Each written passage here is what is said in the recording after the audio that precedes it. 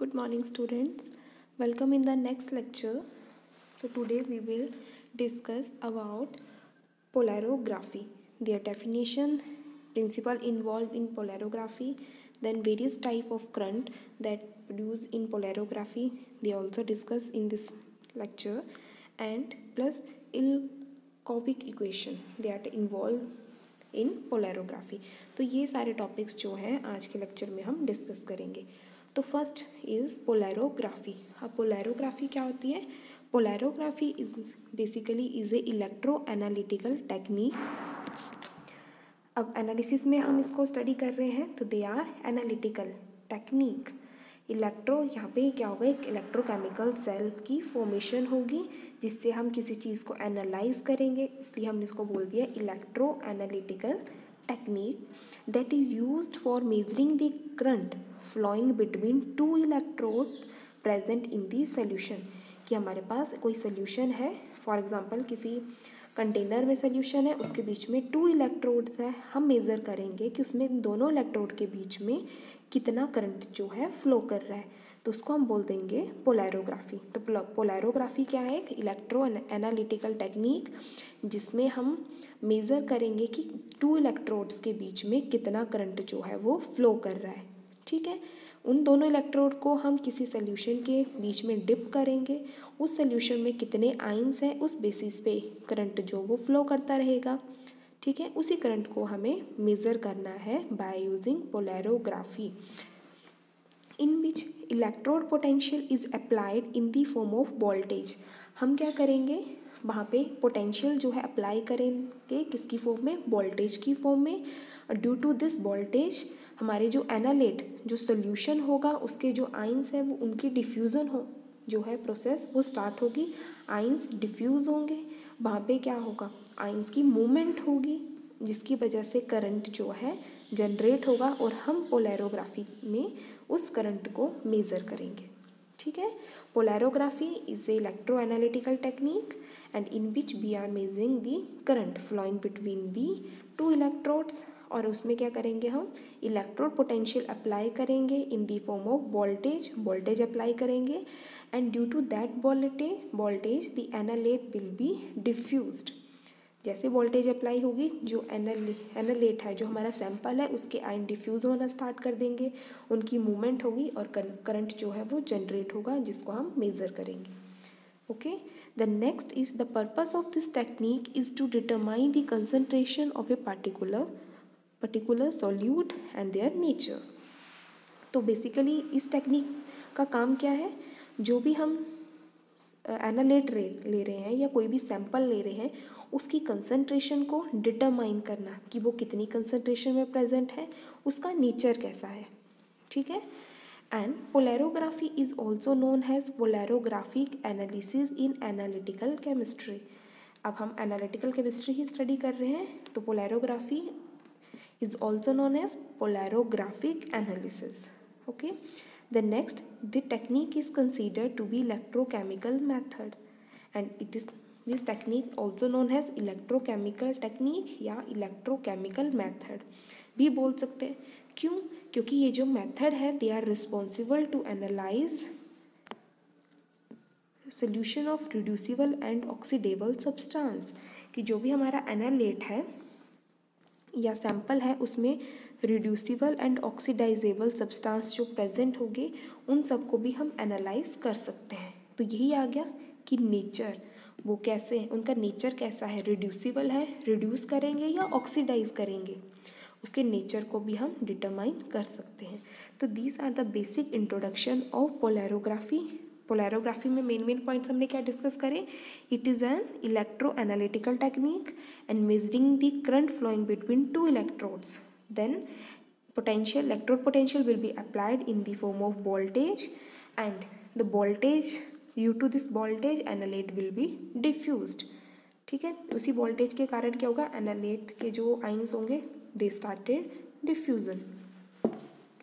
Then इस technique से हमें क्या पता चल रहा है, कंसंट्रेशन ऑफ उस सैंपल की एंड देयर नेचर की, उसका नेचर कैसा है।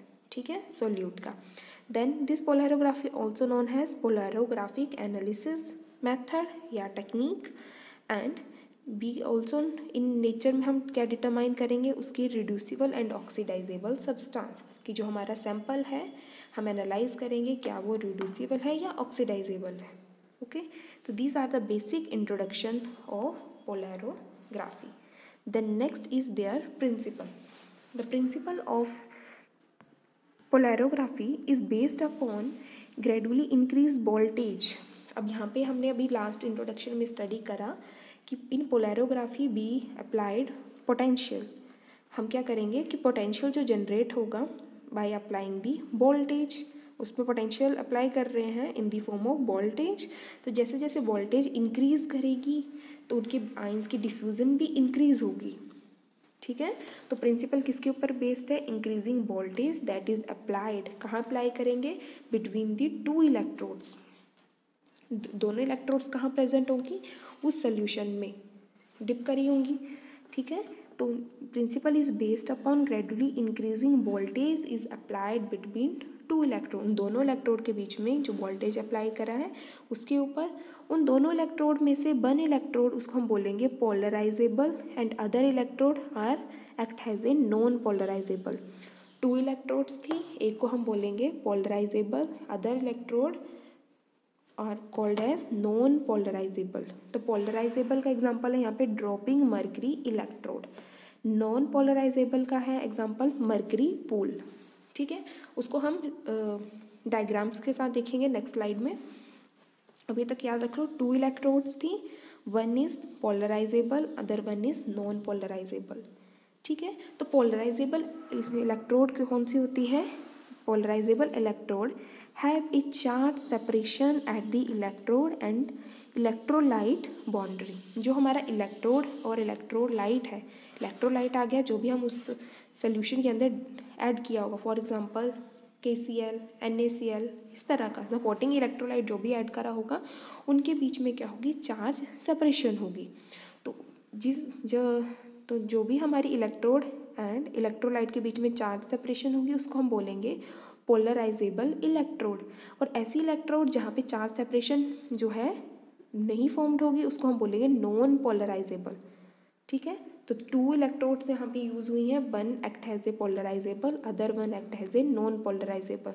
जो पोलराइजेबल होगी they act has a cathode and non polarizable act has a anode. Okay, non polarizable को हम बोल सकते हैं they are reference electrode and polarizable they are indicator electrode. Okay, and next point is and current flowing between two electrode is recorded. जैसे ही दोनों के ऊपर क्या करेंगे, वोल्टेज अप्लाई करेंगे, दोनों के बीच में क्या होगा, करंट जो है फ्लो करना स्टार्ट करेगा. जो करंट जो फ्लो करेगा उसको हम मेज़र करेंगे इन पोलैरोग्राफी में. ठीक है, जैसे ही करंट को मेज़र करेंगे उसकी रीडिंग्स इंक्रीज करेंगी, डिक्रीज करेंगी, उसको हम ग्राफ की फॉर्म में रिप्रेजेंट करेंगे. तो पोलैरोग्राफी में जो हमारा सिग्मॉइड शेप का करंट वोल्टेज कर्व बनता है, किसके बीच में बनेगा, करंट एंड वोल्टेज के बीच में जो है ग्राफ बनेगा. एंड उसी बीच में हमें डिफरेंट टाइप के करंट्स भी शो होंगे and plus half wave potential, एक हाफ वेव पोटेंशियल भी शो होगा. एंड डिफ्यूज़न करंट, इसी शेप जो हमारा कर्व बनेगा उसी की रीडिंग्स के बेसिस पे हम कैलकुलेट करेंगे हाफ वेव पोटेंशियल, जहाँ पे क्या हो रही है, रिएक्शन हाफ हो रही है. एंड करंट इज़ कैलकुलेटेड, कौन सा वाला, डिफ्यूज़न करंट, कि डिफरेंट काइंड के करंट हम कैलकुलेट करेंगे. मेनली हाफ वेव पोटेंशियल आ जाएगा जहाँ पे ऑक्सीडेशन रिडक्शन इक्वली हो रही है, जिसको हम बोलेंगे इक्विवेलेंट पॉइंट या इक्विलिब्रियम पॉइंट. ठीक है, एंड डिफ्यूज़न करंट जहाँ पे हमारे आयंस जो हैं वो डिफ्यूज़ हो रहे हैं, तो वो सारे उस बेसिस पे हम इन करंट को भी डिटरमाइन करेंगे. Then diffusion current is used for the determination of concentration of substance. जैसे कि हम पोलैरोग्राफी की इंट्रोडक्शन में ही स्टडी करा कि इस टेक्निक से हमें कंसंट्रेशन ऑफ सब्सटेंस जो है वो पता चलता है और उसका नेचर. तो कंसंट्रेशन कैसे पता चलेगी, बाय यूजिंग डिफ्यूज़न करंट. अगर हम डिफ्यूज़न करंट को कैलकुलेट करेंगे वहाँ से हमें पता चल जाएगा कि उसकी कितनी कंसंट्रेशन है. ठीक है, तो these are the principle of polarography. Then next is, अब हम बात कर रहे थे यहाँ पे टू पोलराइजेबल इलेक्ट्रोड्स. अब इसकी असेंबली देखो कैसे होती है. यहाँ पे हमारे पास एक बीकर है, बीकर में हमने डिप कर दी एक mercury pool that is non polarisable, ठीक है। ऐड में अलग से यहाँ पे इस वाले केस में पोटेंशियोमेट्री की तरह अलग अलग इलेक्ट्रोड्स नहीं होंगी, यहाँ पे केमिकल्स अलग अलग हम सेटल डाउन करेंगे। इसकी असेंबली थोड़ी सी डिफरेंट है। तो इसकी असेंबली देख लो, हमने क्या करा है, बीकर लिया है, बीकर के एंड में हमने यहाँ पे क्या करा है, सेटल डाउन करा है मर्करी पूल, फिल कर दिया है उसकी लेयर। देन उसमें हमने ऐड करा है अपना एनालेट दैट इज़ Pb2 पॉजिटिव, एनालेट हमारा सैंपल। देन जिसको हमने इंडिकेट कर रहे हैं with this cross, green colour के क्रॉस से। देन ऐड करा हमने KCl has a spotting electrolyte, इसमें कुछ इलेक्ट्रोलाइट भी हमने ऐड कर दिए। यहाँ डैश डैश जो है ये दैट रिप्रेजेंट द KCl। देन हमने उसमें एक ऐड करा है एक कैपिलरी ट्यूब, ठीक है। उस कैपिलरी ट्यूब में हमने फिल करा है DME, ड्रॉपिंग मर्करी इलेक्ट्रोड, ठीक है। कैपिलरी ट्यूब जो है उसके ऊपर हमने सेट कर दी, जिसमें हम फिल करेंगे DME, dropping mercury electrode that act as a cathode. And mercury pool जो हमने बीकर के एंड के सरफेस में ऐड करा है उसको हम बोलेंगे mercury pool act has a anode with positive charge, ठीक है। तो ये आ गई इसकी पोलैरोग्राफी की असेंबली। अब इसी के साथ क्या करेंगे हम फर्दर, यहाँ पे सेटअप वोल्टेज का सेटअप लगाएंगे, वोल्टेज अप्लाई होगी, यहाँ पे हम रीडिंग कैलकुलेट करेंगे और हमारा सर्किट जो है वो कंप्लीट हो जाएगा। तो ये आ गया हमारा ड्रॉपिंग मर्करी इलेक्ट्रोड। अब नेक्स्ट हम देखते हैं वेरियस टाइप्स ऑफ करंट। अब हमने बात करी थी यहाँ पे हम करंट को रिकॉर्ड करेंगे, जैसे जैसे आयंस की डिफ्यूज़न होंगी, आयंस माइग्रेट करेंगे, उनके बीच में करंट फ्लो होगा, तो डिफरेंट टाइप का करंट जो है वो फ्लो होता है। तो हम स्टडी करते हैं types of current. Number 1 residual current. Residual current इसको रिप्रेजेंट करेंगे with IR, I indicate current, R residual, R, ठीक है। The current that flow in the absence of depolarizer, कब हो रहा है ये, in the absence of depolarizable. Depolarizer क्या है हमारे पास, यहाँ पे हमने पढ़ा depolarizer mean non polarizer. Depolarizer क्या है हमारे पास यहाँ पे, मर्करी पूल। जब हमने मर्करी पूल की एब्सेंस में करंट जो फ्लो होगा उसको हम बोलेंगे रेजिड्यूअल करंट। तो अब यहाँ पे हम देख रहे हैं कि वहाँ पे क्या है, मर्करी पूल तो है नहीं, एनोड तो है नहीं, बट फिर भी करंट जो है वो शो हो रहा है। वो किसकी वजह से, due to the supporting electrolyte present, क्योंकि यहाँ पे हमने देखा कि यहाँ पे क्या है, इलेक्ट्रोलाइट भी प्रेजेंट है KCl, तो वो भी क्या करेंगे, आइंस की फॉर्म में ब्रेक होगा, K पॉजिटिव Cl नेगेटिव, तो वो भी क्या करेंगे, अपना कुछ करंट जो है वो प्रोड्यूस करेंगे, जिसको हम बोलेंगे रेजिड्यूअल करंट। और उसकी रिप्रेजेंटेशन होगी इस तरह से,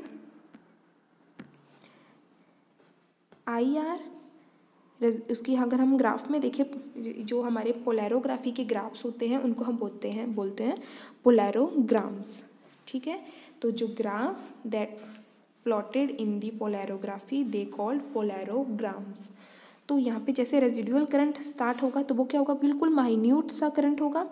यहाँ पे देख सकते हैं A to B तक उसकी रीडिंग आएगी। इस तरह से वो जो हमारे बेसमेंट में हमने यहाँ पे ग्राफ की फॉर्म में अगर इसको प्लॉट करें तो यहाँ पे आ जाएगा एक्स एक्सिस पे पोटेंशियल या वोल्टेज एंड बाई एक्सिस पे आ जाएगा हमारा करंट, ठीक है। तो जो हमने अभी लास्ट स्लाइड में डिस्कस करा, यहाँ पे जो ग्राफ प्लॉट होगा between the current end voltage, तो वोल्टेज आएगी आपकी एक्स एक्सिस पे एंड करंट आएगा आपका बाई एक्सिस पे। तो जैसे हमने थोड़ी सी वोल्टेज अप्लाई करी तो जो KCl था उसके आयन डिसोसिएट हुए, ब्रेक डाउन हुए और उन्होंने अपना करंट शो करा A to B तक, okay. And next is the residual current is the sum of the reduction of impurities and current produced by Helmholtz double layer. जो हमारा IR residual current है that are combination या फिर they are the sum of reduction of impurities and Helmholtz double layer. अब हम देखते हैं कि रिडक्शन ऑफ इम्प्योरिटीज, जैसे यहाँ पे क्या हुआ, इस असेंबली में देखते हैं,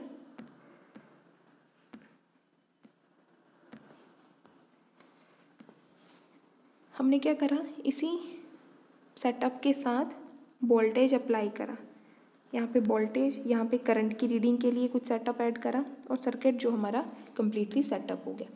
अब हम बात कर रहे हैं रेजिड्यूल करंट की। रेजिड्यूल करंट में क्या होगा, उसमें हमारा मरकरी पूल की एब्सेंस में जो KCl है उसके आयंस ब्रेक डाउन होंगे K पॉजिटिव Cl नेगेटिव में, और वो हमें करंट की फ्लो करवा देंगे, हमें करंट की रीडिंग दे देंगे। जो हमें करंट की रीडिंग आएगी उस टाइम उसको हम बोलेंगे रेजिड्यूअल करंट। वो करंट जो है उसको हमने बोला that is indicated by IR, and IR is equals to current of impurities and current, it is the sum of current of impurities. For example हो सकता है कि इसमें कुछ इम्प्योरिटीज़ प्रेजेंट हो, इस सोल्यूशन में कुछ इम्प्योरिटीज़ प्रेजेंट थी, ठीक है, वोल्टेज यहाँ पे करंट, इसी एनालेट के सोल्यूशन में कुछ इम्प्योरिटीज़ प्रेजेंट थी, तो कुछ जो रेजिड्यूअल करंट है वो हमारा KCl की वजह से भी आएगा प्लस इम्प्योरिटीज़ की वजह से भी आएगा, ठीक है। और थर्ड हमने पढ़ा कि हेल्महोल्ट्ज़ डबल लेयर, वो डबल लेयर कैसे फॉर्म्ड होगी, क्या होगा, जैसे ही इसमें हम करंट अप्लाई करेंगे, वोल्टेज अप्लाई करेंगे, तो यहाँ पे इसके जो मरकरी ड्रॉपिंग मरकरी इलेक्ट्रोड है इसके अराउंड जो है एक लेयर बन जाएगी हमारे KCl की, ठीक है। क्या हुआ, कैथोड के अराउंड हमारे KCl आइंस की लेयर बन जाएगी, K पॉजिटिव आइंस की लेयर बन जाएगी, ठीक है। जो यहाँ पे क्या हुआ, एक लेयर तो आ गई हमारी ड्रॉपिंग मरकरी की, ड्रॉप की, सेकंड आ जाएगी KCl की, तो वो बन गई वहाँ पे डबल लेयर, ठीक है। तो उस डबल लेयर की वजह से भी क्या होगा, कुछ यहाँ से कुछ जो हमारे सैंपल के इलेक्ट्रॉन्स हैं, ये जो KCl है इलेक्ट्रोलाइट, दे किसकी तरफ मूव हुआ, ड्रॉप्स की तरफ, यहाँ पे ड्रॉप हुई, इस तरह से है dropping mercury electrode, dropping mercury electrode पे एंड में क्या होगी, उसकी ड्रॉप जैसी होगी बिल्कुल कैपिलरी के एंड पॉइंट पे, उसके अराउंड क्या होगा, हमारा जो KCl है वो जाके एक तरह से अडेयर कर जाएगा और एक लेयर बना देगा, डबल लेयर, ठीक है। इन दोनों की वजह से जो होगा हमारा कुछ करंट में चेंजेस आएंगे जिसको हम बोलते हैं रेजिड्यूअल करंट। तो यहाँ पे आपने देखा residual current that is IR equals to IF plus IC। IF आएगा हमारा रिडक्शन ऑफ इम्प्योरिटी, जैसे ही उसमें वोल्टेज अप्लाई हुई उसमें क्या हुआ, इम्प्योरिटीज़ की डिफ्यूज़न हुई, इम्प्योरिटीज़ डिफ्यूज़ हुई और उन्होंने करंट शो करा जिसको हमने बोला IF। हेल्महोल्ट्ज़ डबल लेयर बनी, उस कैपिलरी के एंड में KCl के आइंस जो हैं वो अडेयर हो गए, उन्होंने डबल लेयर बना दी, उसकी वजह से जो करंट आया that is IC। Then next is migration current. Migration current, it is due to migration of cation from the bulk of the solution toward the cathode. अब migration current में क्या होगा, किसके आइंस माइग्रेट करें, migration of cation from the bulk of the solution. अब migrate यहाँ पे क्या है, इसको भी देखिए, इसी तरह से असेंबली होगी, जो कैपिलरी ट्यूब है, कैपिलरी ट्यूब के अराउंड में क्या होगा, इस तरह से कैपिलरी ट्यूब है, कैपिलरी ट्यूब के अराउंड हमारे KCl आइंस जो है वो डबल लेयर बना रहे हैं, ठीक है। जैसे वो डबल लेयर बनाएंगे, जो हमारे एनालेट के आइंस है दैट इज़ Pb2 पॉजिटिव, जो Pb2 पॉजिटिव है वो क्या करेंगे, अपनी जगह से माइग्रेट करेंगे और इसके अराउंड एक और लेयर बना देंगे, ठीक है। इसको हम बोलेंगे, मतलब अपनी जगह से वो माइग्रेट हुए और उस KCl के अराउंड एक लेयर बना दी उन्होंने, उसको हम बोलेंगे माइग्रेट करंट। उस टाइम जो भी करंट प्रोड्यूस होगा उसको हम बोलेंगे माइग्रेट करंट। एंड पोलैरोग्राम जो है वो इंक्रीज़ करेगा from point B to C की तरफ, ठीक है। वहाँ पे जो करंट है वो बिल्कुल हाई पॉइंट पे जाएगा that is B to C। Then third current is diffusion current. जब हमारे आइंस जो हैं ये इस करंट में क्या होगा, डिफ्यूज़न करंट कब फॉर्म्ड होगा, व्हेन आइंस स्टार्ट, जो हमारे एनालेट के आइन हैं they start diffuse toward this KCl ion, मतलब KCl को, जो KCl की लेयर है उसको ब्रेक डाउन कर देंगे और जो हमारे जो एनालेट के आइंस हैं वो हमारे कैथोड की तरफ, ड्रॉपिंग मरकरी इलेक्ट्रोड की तरफ मूव करेंगे, ठीक है। इस तरह से हमारी ड्रॉपिंग मरकरी इलेक्ट्रोड है, इस तरह से कैपिलरी ट्यूब होगी, इसकी यहाँ पे एक ड्रॉप होगी, उसके अराउंड पहले थी हमारी KCl की लेयर, KCl की लेयर के अराउंड है हमारे एनालेट की लेयर। जो एनालेट की लेयर है वो क्या करेगा, डिफ्यूज़न के टाइम पे डिफ्यूज़ कर देगा, ठीक है। KCl की लेयर से पास होके वो डिफ्यूज़न की तरफ मूव करेगा, ठीक है। तो हमारे यहाँ पे आइंस जो है वो क्या हो गए, डिफ्यूज्ड। और डिफ्यूज़न को हम कैलकुलेट कर सकते हैं by using the Ilkovic equation. Ilkovic equation that is equals to ID equals to 607 NCD half M2/3T1/6। अब इनकी एब्रिवेशन हम डिटेल में नेक्स्ट स्लाइड में करेंगे। इसका फॉर्मूला क्या है डिफ्यूज़न करंट को कैलकुलेट करने का, it can be calculated by ID that is equals to 607 that is constant value and CD half M2/3T1/6। The next current is half wave potential. जैसे ही हमारा जो करंट है वो हमारा जाएगा B to C पॉइंट पे, तो उसके इंटरमीडिएट ऐसा पॉइंट आएगा जिसको हम बोलेंगे हाफ वेव पोटेंशियल, ठीक है। हाफ वेव पोटेंशियल जैसे एसिड बेस टाइट्रेशन में हमारा आता था equivalent point, same B to C जब हमारा डिफ्यूज़न के बाद हमारा रेजिडुअल करंट पहले स्टार्टिंग में आया, देन उसके बाद हमारा करंट फ्लो करा हमारा माइग्रेशन करंट में। यहाँ पे देखिए B to C, इसी B to C इसी ड्यूरेशन में हमारे जो आइंस थे दे उन्होंने डिफ्यूज़ भी करा, प्लस जब डिफ्यूज़न के बाद वो क्या हुए इक्विलिब्रियम पॉइंट पे आ गए, ठीक है। उस पॉइंट को हमने बोला हाफ वेव पोटेंशियल, जब हमारे आइंस जो हैं डिफ्यूज़ होने के बाद इक्विलिब्रियम स्टेट में आ गए। Half wave potential is the potential at which the concentration of oxidized and reduced form at electrode surface is equal. जो इलेक्ट्रोड के सरफेस पे जो आइंस की कंसंट्रेशन है दे आर इक्वल, कि जितने नंबर ऑफ आइन ऑक्सीडाइज्ड हुए हैं same number of ions reduce हुए हैं। जब वो इक्विलिब्रियम पे आ जाएंगे उस पॉइंट को बोलेंगे हाफ वेव पोटेंशियल, ठीक है। Then next is limited current. Limited current आएगा हमारा, उसकी यहाँ पे पोलैरोग्राम आएगा C to D पॉइंट के लिए। Equilibrium current when current reaches A steady state, means जब हमारा करंट जो है एक स्ट्रेट फॉर्म में जो है फ्लो करना, एक सेम रीडिंग दे रहा है कि सेम करंट जो है वो स्टेडी स्टेट में फ्लो कर रहा है, उसको हम बोलेंगे लिमिटेड करंट। वो हमारा आएगा एंडिंग करंट, ठीक है।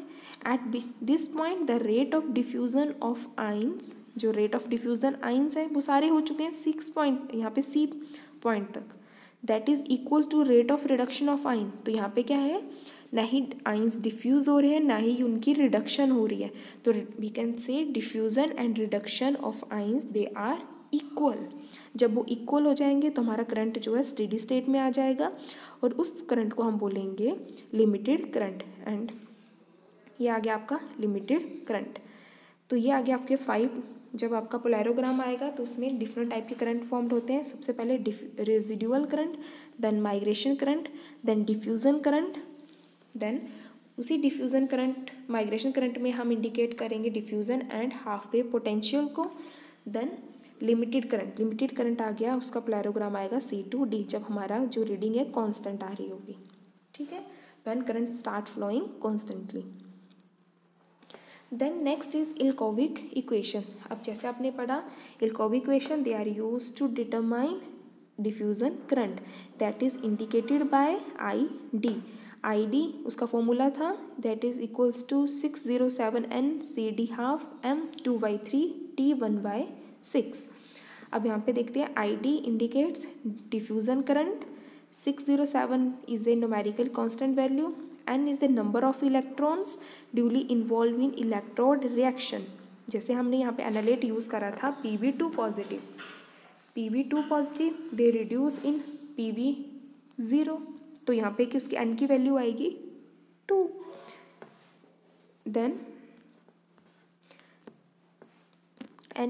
D is diffusion coefficient, W is the weight of mercury जो भी हम उसमें यूज़ कर रहे हैं, flowing by the capillary tube, जो ड्रॉपिंग मर्करी इलेक्ट्रोड में कैपिलरी में फिल होगी उसका weight, T is the dropping time in second, कि वहाँ से जो कैपिलरी ट्यूब है उससे जो ड्रॉप आ रही है वो कितने टाइम कितने सेकेंड में आ रही है उसको हम इंडिकेट करेंगे by T। C is the concentration in millimole per litre, कि C आ गया कि कितनी कंसनट्रेशन में हम अपना एनालेट जो है वो यूज़ कर रहे हैं इन दिस बीकर, ठीक है। तो ये आ गई आपकी इल्कोविक इक्वेशन और देन इसकी एब्रिवेशन। ओके। जो हमारी ड्रॉप आनी चाहिए कैपिलरी ट्यूब से, यहाँ पे जो ये कैपिलरी ट्यूब है इससे जो ड्रॉपिंग टाइम है that is equals to 2 to 8 second. जो 2 to 8 सेकेंड के टाइम ड्यूरेशन में वो अपनी ड्रॉप जो है इस बीकर के अंदर जो है डिप करती है। ठीक है, ये ड्रॉप जो है 2 to 8 सेकेंड में इसकी ड्रॉप्स जो हैं आती रहती हैं। ठीक है, अब हम देखते हैं कौन कौन से फैक्टर्स जो हैं that affect the Ilkovic equation. अब कौन कौन से फैक्टर कर सकते हैं। Number 1, weight of mercury. अगर मरकरी का वेट ज़्यादा है, उस ड्रॉप का वेट ज़्यादा है, यहाँ पे उसकी कुछ लिमिट्स है कि mg/सेकेंड ही उसकी वेट होना चाहिए। तो अगर वो वेरी कर रहा है 2 mg/सेकेंड आ रहा है तो वो हमारे फैक्टर जो एक फैक्टर हो सकता है that affect the Ilkovic equation. या फिर इससे क्या होगा, इल्कोविक इक्वेशन से जो डिफ्यूज़न करंट की रीडिंग्स है वो वेरी करेंगी। Second, drop of time. जैसे ड्रॉप ऑफ टाइम का स्टैंडर्ड टाइम है 2 to 8 सेकेंड, अगर वो वेरी कर रहा है, अगर वो 9 सेकेंड में आ रहा है या 10 सेकेंड में आ रहा है तो हम बोल सकते हैं कि टी जो भी है एक फैक्टर हो सकता है जो हमारे डिफ्यूज़न करंट की रीडिंग को वेरी करेगा। नंबर 3, कंसनट्रेशन इन मिली मोल पर लीटर। अगर कंसनट्रेशन सोल्यूशन की वेरी कर रही है तो वो भी क्या है, हमारे डिफ्यूज़न करंट की रीडिंग को वेरी करेगी। तो these are the factors that affect the Ilkovic equation. M and T, mass and dropping time, height of the mercury, उसकी कितनी होनी चाहिए कैपिलरी ट्यूब की। तो ये सारे फैक्टर्स जो हैं they affect the Ilkovic equation. तो आज के लिए हम इतना ही करते हैं। तो आज हमने स्टडी करा पोलैरोग्राफ, उनकी basic introduction, then their principle, their उसकी assembly, then various type of currents occur in polarography, residual, migration current, in migration current में diffusion and half wave potential हमने स्टडी करा, then limited current, प्लस इनके graphs किस तरह से कब graph हमें फॉर्म्ड होगा। इस ग्राफ को, इन पोलैरोग्राफी ग्राफ को हम बोलते हैं polarograph. Then Ilkovic equation and the factor affecting the Ilkovic equation. तो आज के लिए एनफ है इतना। इसमें कोई भी क्वेरी है तो आप मेरे से पूछ सकते हो। बाकी इसकी जो भी इलेक्ट्रोड्स हैं हम नेक्स्ट लेक्चर में स्टडी करेंगे। Okay, thank you.